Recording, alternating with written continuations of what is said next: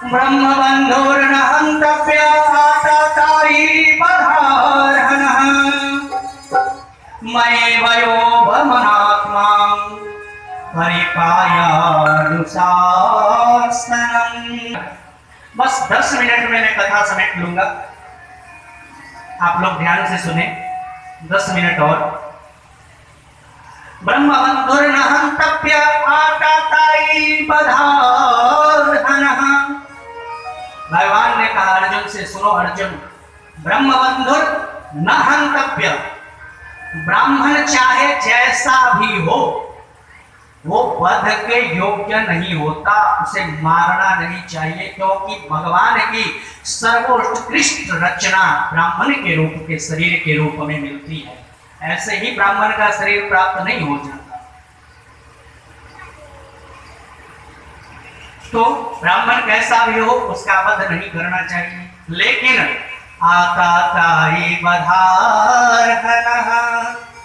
भगवान फिर बोले अर्जुन, लेकिन एक बात कान खोलकर सुन लो, आततायी दुष्ट जैसा भी हो उसका वध कर देना ही चाहिए। अर्जुन मुस्कुराए, जय हो महाराज के समाधान दे रहे हो, आपकी फंसा रहे हो। एक तरफ कह रहे हो ब्राह्मण को मारना भी नहीं चाहिए, एक तरफ कह रहे हो दुष्ट को छोड़ना भी नहीं चाहिए, तो क्या करूं, मार दूं या छोड़ दूं?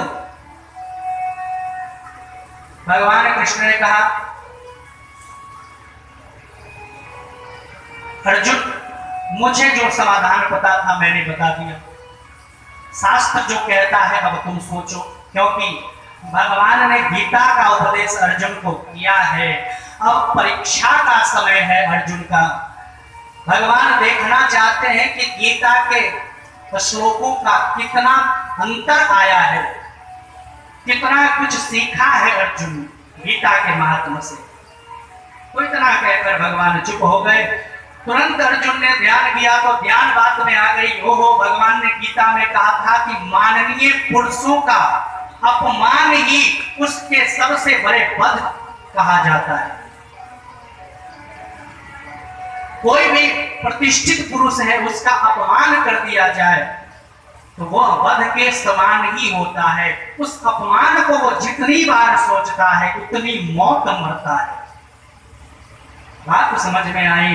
तुरंत अश्वत्थामा के मणि छीन लिए और बाल मोड़ कर धक्का मारकर धिक्कारते हुए बाहर निकाल दिया अश्वत्थामा को।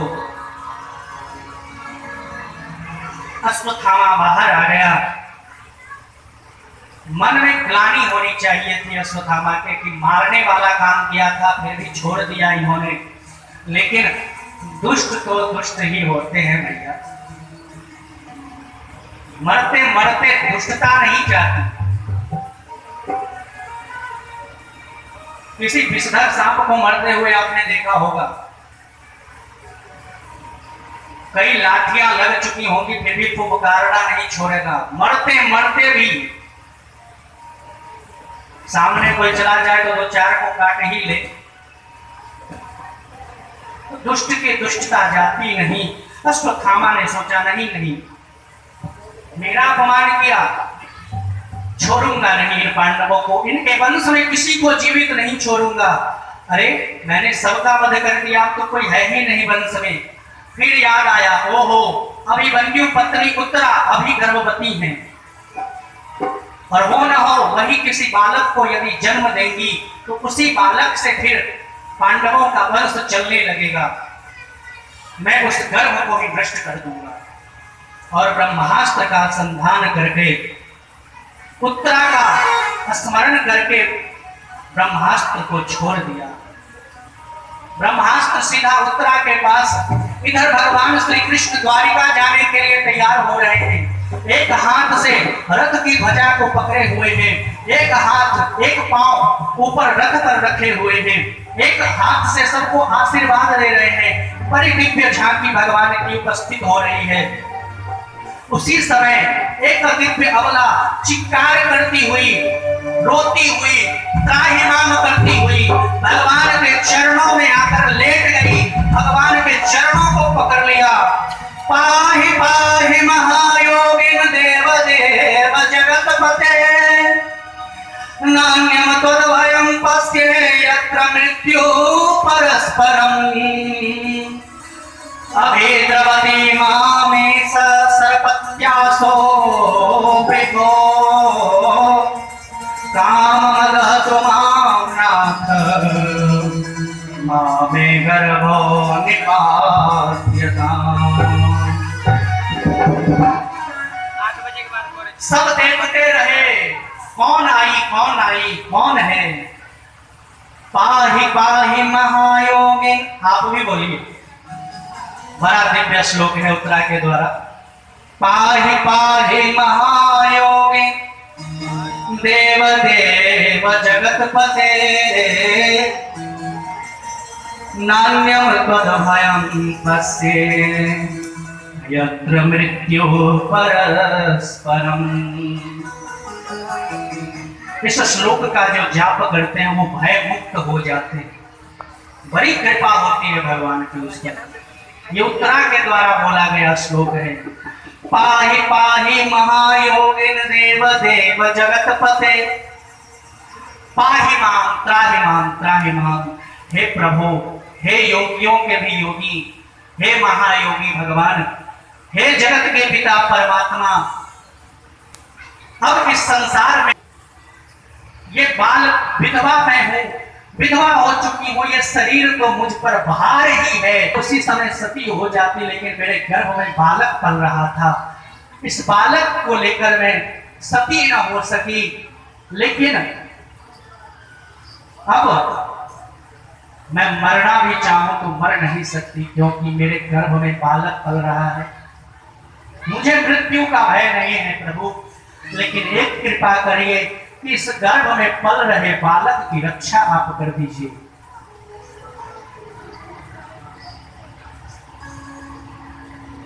उत्तरा क्या कह रही है?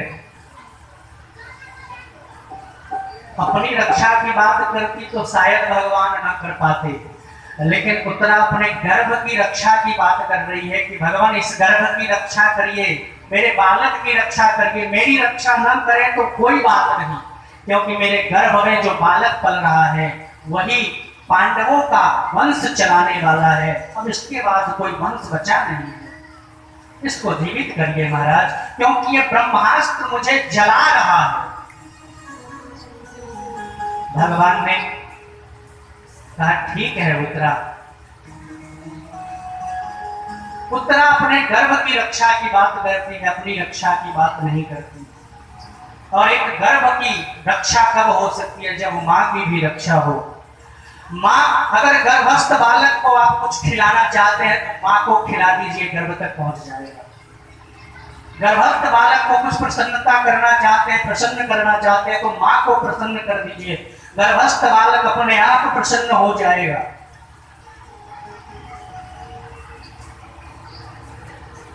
तो उत्तरा अपने गर्भ की रक्षा की बात करती है, तो गर्भ की रक्षा तब संभव है जब माँ की भी रक्षा हो, क्योंकि माता नहीं रहेंगे तो फिर गर्भ कैसे बच पाएगा।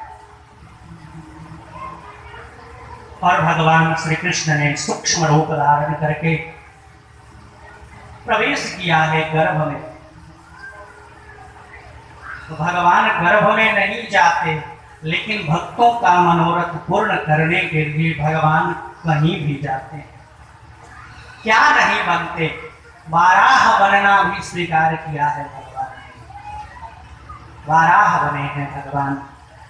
जगतपति परमपिता परमेश्वर ने सूक्ष्म रूप धारण करके उत्तरा के गर्भ में प्रवेश करके अपनी गदा को घुमाया और ब्रह्मास्त्र से रक्षा करी, और एक रूप से बाहर भी खड़े हैं। उत्तरा से कह रहे हैं देवी अब कैसा लग रहा है? उत्तरा ठीक तो हो? उत्तरा कह रही है महाराज अब शांति है, अब शांति है। और इस प्रकार भगवान ने उत्तरा के गर्भ की रक्षा करी। सब देखते रहे और उत्तरा के गर्भ की रक्षा करके भगवान जाने लगे फिर द्वारिका। तब तक भगवान के चरणों में आकर माता कुंती प्रेम से लेट गई। भगवान ने देखा कौन है, देखा ठीक से तो माता कुंती। अरे बुआ जी, ये क्या कर रही हैं आप? उल्टी गंगा क्यों बहा रही हैं? आप हमारी बुआ हैं। भतीजे को नमस्कार करना चाहिए बुए को, कि बुआ नमस्कार करे भतीजे को। ये उल्टी गंगा क्यों बहा रही है बुआ? कुंती माता ने कहा, नमस्ते पुरुषम त्वादमीश्वरम प्रकृते परम अलक्ष्यम सर्वभूतानाम अंतर्बहि अवस्थितम। माफ करना भगवान, आपके सामने मैं जब भी आती हूँ, आपको जब भी भगवान कहना चाहती हूँ, आप मुझे दूर से ही बुआ जी कैसी हैं जैसे ही कह देते हो, मुझ पर मोह छा जाता है, माया छा जाता है। मैं सब भगवत्ता भूल जाती हूँ और फिर सोचने लगती हूँ कौन है? मेरे वसुदेव का ही छोरा तो कृष्ण ही तो है, अरे मेरा भतीजा ही तो है। मैं सब भगवत्ता भूल जाती हूँ, लेकिन आज ऐसा होने वाला नहीं। क्या करोगे आज? बोले आज तो नमस्ते पुरुषम त्वादमीश्वरम प्रकृते परम। आज तो नमस्कार किए बिना, प्रणाम किए बिना, धन्यवाद दिए बिना मैं जाने वाली नहीं। किसको प्रणाम करोगी बुआ? बोले नमस्ते पुरुषम त्वादीश्वरम प्रकृते परम। भतीजे को नमस्कार नहीं है तो नमस्ते पुरुषम ब्रह्मांड नायक भगवान श्रीमन नारायण प्रभु को मेरा नमस्कार है, मेरे भतीजे को नमस्कार नहीं है। भगवान श्री कृष्ण के चरणारविंद में जो प्रकृति से परे हैं, जो अलक्ष्य हैं, सब जगह होते हुए भी दिखाई नहीं देते। अलक्ष्यम सर्वभूतानाम अंतर्बहि अवस्थितम, सब जगह होते हुए भी दिखते नहीं। हे भगवान, मुझ पर भी कृपा कर दीजिए, मेरी भी माया का पर्दा हटा दीजिए, क्योंकि माया का पर्दा हटाए बिना मैं आपको जान नहीं सकती। सो जान ही जेहि देहो जनाहि